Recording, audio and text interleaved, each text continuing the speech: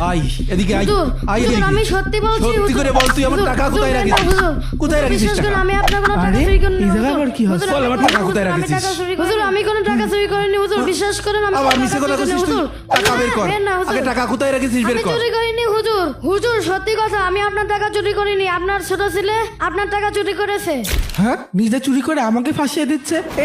তুই টাকা চুরি করে আমাকে দোষ দিচ্ছিস কেন? আব্বু, বিশ্বাস করেন আমি আপনার টাকা চুরি করিনি, চুরি করেছে ও।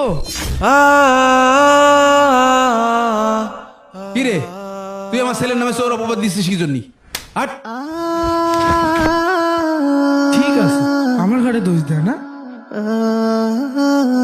আপনি আমাকে বিনা দোষে মেরেছেন। আমি এক্ষুনি আমার কাকুকে ডেকে নিয়ে আসতেছি।